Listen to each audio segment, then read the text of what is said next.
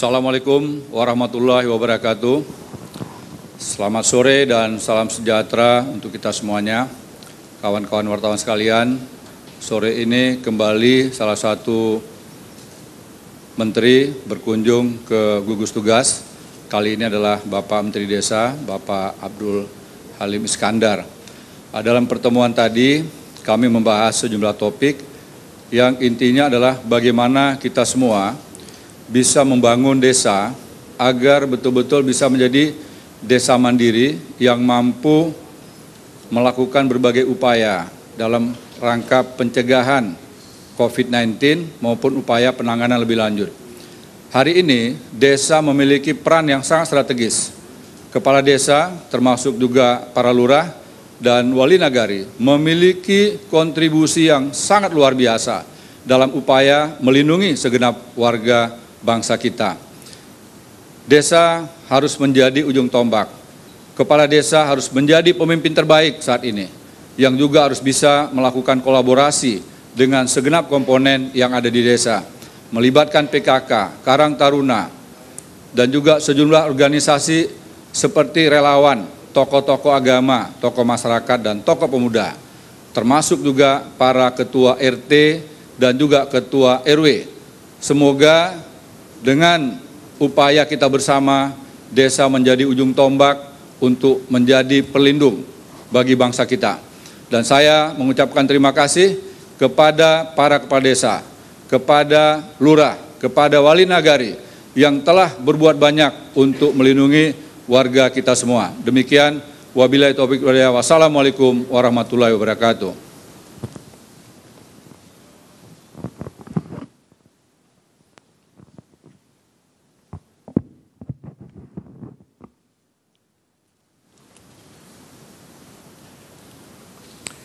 Assalamualaikum warahmatullahi wabarakatuh. Rekan-rekan wartawan yang saya banggakan, alhamdulillah pada sore hari ini saya bisa bersilaturahim dengan Kepala Gugus Tugas untuk mendiskusikan langkah-langkah konkret lebih lanjut terkait dengan peran desa di dalam pencegahan dan penanganan COVID-19. Puji syukur alhamdulillah sampai hari ini pelaksanaan Peraturan Menteri Desa nomor 6 tahun 2020 yang memuat 3 hal. Yang pertama terkait dengan pencegahan dan penanganan COVID-19 di skop desa, di level desa. Kemudian level terkecil lagi di level RT RW atau dusun. Kemudian padat karya tunai desa.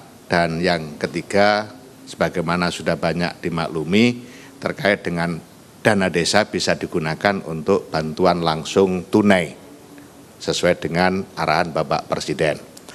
Nah, pada sore hari ini saya ingin melaporkan terkait dengan progres terbaru pencegahan dan penanganan COVID-19 di tingkat desa. Sebagaimana sudah dimaklumi bahwa tiap desa sesuai dengan Permendes diharuskan untuk membentuk relawan desa lawan COVID-19 dengan tugas pencegahan penanganan COVID-19. Relawan terdiri atas kepala desa langsung sebagai ketua, kemudian wakilnya ketua BPD untuk memudahkan koordinasi. Anggota relawan seluruh komponen kekuatan di desa harus masuk, seperti disinggung Pak Kepala Gugus Tugas tadi, antara lain ketua RT, RW, remaja, Karang Taruna, PKK, perangkat desa, tokoh agama, tokoh adat, tokoh masyarakat harus masuk, dan prinsip yang harus dipegang di dalam melaksanakan tugas relawan desa lawan COVID-19 adalah prinsip gotong royong. Ini yang juga terus-menerus digaungkan oleh Bapak Presiden agar permasalahan yang kita hadapi hari ini akan mudah selesai ketika kita tangani dengan cara bergotong royong. Dan itu salah satu filosofi gaya hidup yang hanya dimiliki oleh bangsa Indonesia. Modal dasar utama yang harus kita kembangkan terus.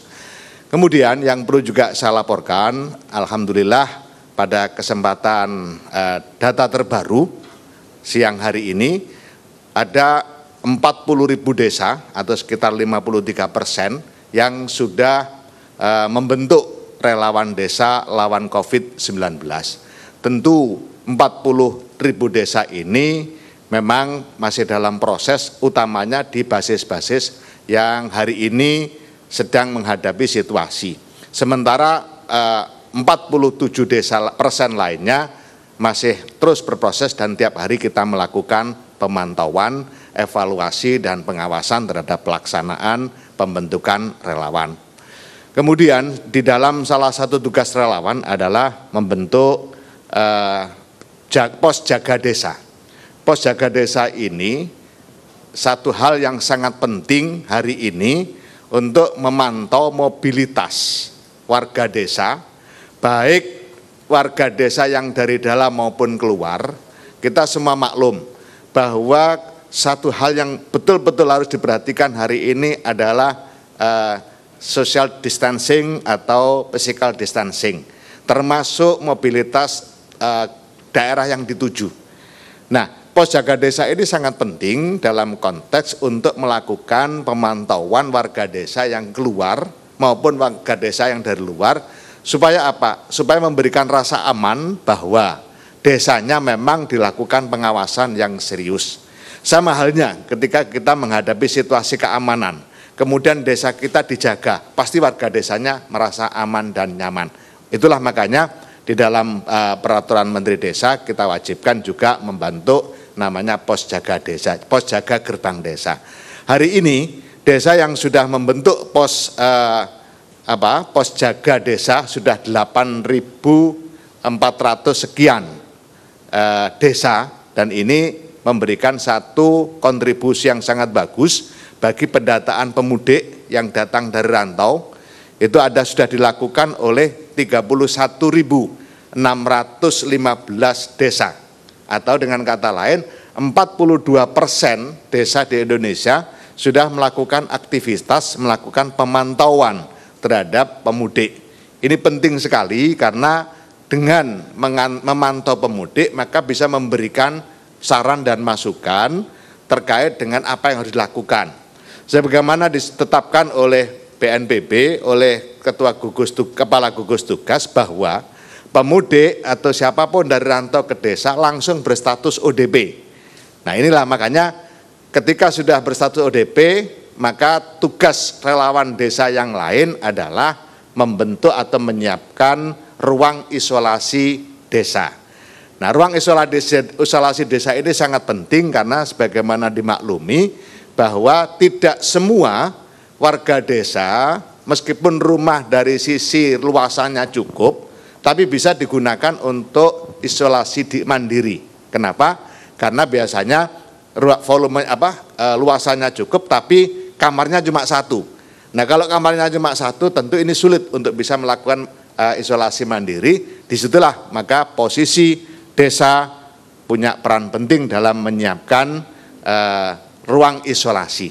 Alhamdulillah hari ini desa yang sudah menyiapkan ruang isolasi untuk kepentingan ODP yang datang ke desa dengan segala fasilitas yang tersedia, itu ada 8.954 desa dengan fasilitas kurang lebih 35.000 tempat tidur.